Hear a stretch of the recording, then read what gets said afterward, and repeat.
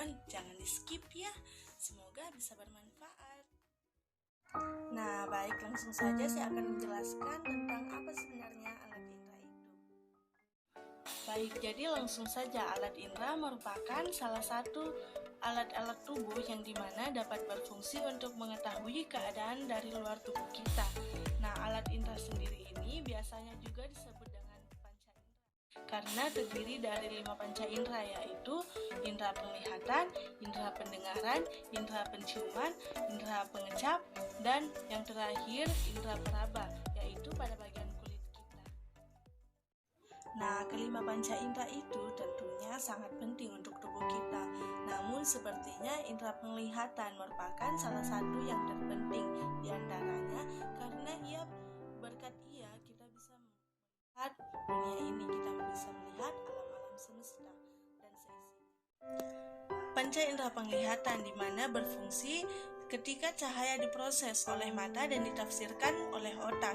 Nah, kemudian cahaya dapat melewati kornea, kemudian pupil pada mata dapat maupun mengecil untuk mengatur jumlah masuknya cahaya yang masuk ke dalam mata. Selanjutnya, cahaya dapat masuk ke dalam retina dan mengubahnya menjadi impuls saraf yang dapat dibaca oleh otak.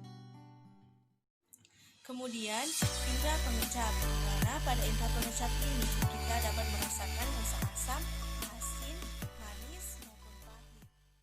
Selanjutnya, sel reseptor yang terkait pada indera pengecapan ini yaitu tergantung pada minuman atau makanan yang kita konsumsi sehari-harinya.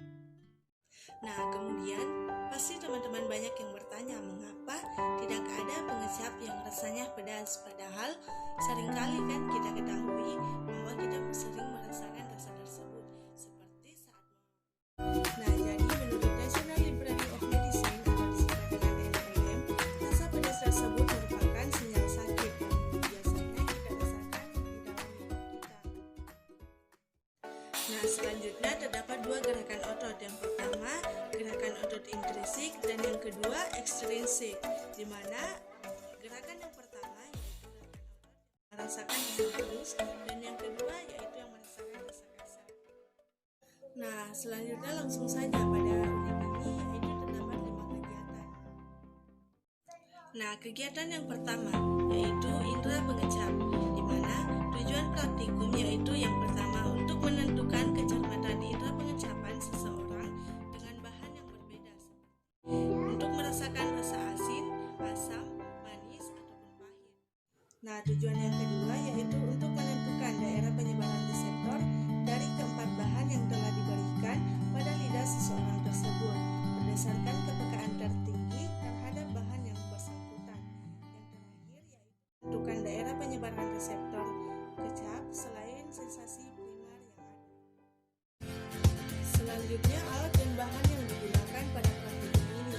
Adapun alatnya yaitu katembat, peta rasa atau gambar lidah, kemudian penutup mata, dan yang terakhir yaitu tisu dan gelas kaca. Adapun bahannya yang disediakan yaitu bisa seadanya saja yang ada di rumah kalian masing-masing, seperti larutan kopi pahit, larutan gula, larutan garam, dan perasan jeruk nipis.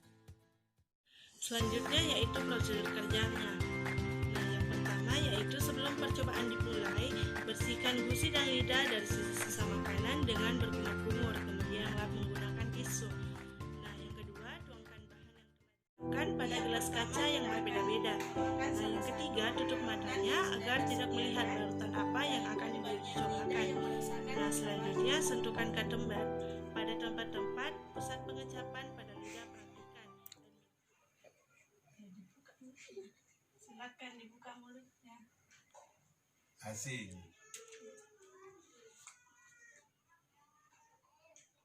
Ya, apa yang dirasakan? Asam. Yang lidah yang merasakan rasa asam tersebut kita beri lagi tanda plus.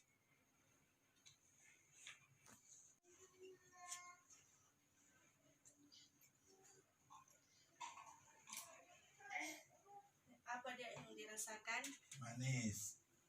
Ya, karena Bapak tadi telah menyebutkan lagi bahwa dia untuk mengatakan rasa apa yang dia rasakan saat sentuhan tersebut.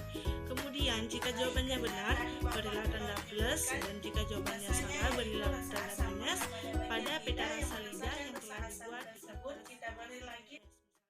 Nah, selanjutnya pada kegiatan kedua, yaitu bertujuan untuk melihat perubahan diameter pupil sehubungan dengan perubahan jarak pandang seseorang tersebut. Nah, yang kedua, untuk mengetahui pupil pada manusia terhadap banyaknya cahaya yang masuk ke mata. Selanjutnya, alat yang digunakan pada kegiatan 2 yaitu miskar dan juga kertas HVS yang telah disediakan oleh S dan O. Nah, adapun prosedur yang pertama yaitu ukur dan catat diameter pupil teman Anda dengan meletakkan penggaris di bawah matanya. Nah, yang kedua, mintalah teman Anda itu untuk memerhatikan sesuatu yang jauh sekali letaknya dan pada saat itu ukur dan catatlah diameter pupilnya. Nah, yang ketiga, bandingkan kedua pengukuran tersebut. Nah, adapun prosedur yang kedua yaitu ukur dan catat diameter pupil teman Anda dengan meletakkan penggaris di bawah salah satu matanya.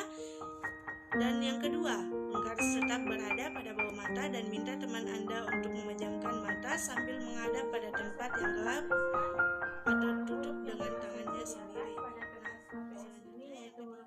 Secara mendadak, mintalah teman Anda untuk membuka perlahan-lahan matanya secara tiba-tiba pada tempat yang terang. Dan terakhir, segera ukur dan catat diameter sebelah kanan. Selanjutnya, kegiatan yang ketiga yaitu indera pendengaran. Adapun tujuannya untuk mengetahui kepekaan pendengaran pada seseorang. Nah, adapun alatnya yaitu jam tangan atau mangkok kaca, sendok, penutup mata, penyumbat telinga atau kapas. Selanjutnya, prosedur yang kita lakukan ketika menggunakan jam tangan. Nah, yang pertama, mintalah teman Anda untuk menutup kedua matanya dan sumbatlah salah satu telinganya dan letakkan jam tangan searah dengan telinga yang tidak tersumbat. Nah, letakkan perlahan jam tersebut sampai teman Anda dapat mendengar detak jam tersebut. Catatlah jarak antara jam yang digunakan dengan telinga teman Anda. Selanjutnya, kegiatan yang keempat ialah indera penciuman, di mana bertujuan untuk mengetahui kepekaan penciuman terhadap seseorang. Nah, adapun alatnya yaitu kapas, jarum atau spade kecil maksimal 2,5 mili dan bahannya 2 minyak telon yang berbeda, minyak kayu putih dan parfum. Selanjutnya, prosedur kerjanya. Yang pertama, tidak diperbolehkan mencoba saat praktikan terkena flu. Nah, yang kedua, menutup mata praktikan yang akan mencoba. Nah, selanjutnya mengambil parfum dan jarum selain secukupnya. Kemudian jarum dan membiarkan serai tersebut dalam kondisi posisi terbalik atau lubang jarum menghadap ke atas. Nah, selanjutnya menyisipkan ujung penutup pada bagian belakang dalam hidung melalui lubang hidung satu sisi. Sedangkan pada satu sisi lubang lainnya ditutup menggunakan kapas agar bau yang tercium ataupun terhirup satu sisi saja. Kemudian tanyakan bau apa yang ia rasakan. Arahkan ke bawah posisi sering dan praktikan diharapkan menghirup kembali. Kemudian menanyakan bau apa yang dihirupnya dan manakah lebih bau pada posisi pertama ataukah pada posisi yang kedua. Nah, terus selanjutnya yaitu dengan mengulangi percobaan tersebut dengan bahan yang lainnya dengan menutup satu lubang hidung dengan kapas dan yang satu tetap terbuka, dan terakhir menuangkan bahan spirit secukupnya. Kegiatan yang terakhir yaitu kegiatan yang kelima, di mana bertujuan untuk mengetahui kepekaan rasa pada manusia. Alat dan bahannya yaitu diantaranya alatnya berupa 2 buah gelas kaca dan bahannya berupa es batu dan air panas ataupun air hangat secukupnya saja. Nah, prosedur kerjanya yaitu meliputi isilah kedua gelas kaca tersebut dengan es batu dan air hangat yang telah disediakan. Nah, yang kedua, dengan sentuhan tangan Anda pada gelas kaca yang telah berisi bahan yang berbeda tersebut. Terakhir, kemudian rasakan suhu pada masing tangannya dan carilah mengapa hal tersebut dapat terjadi.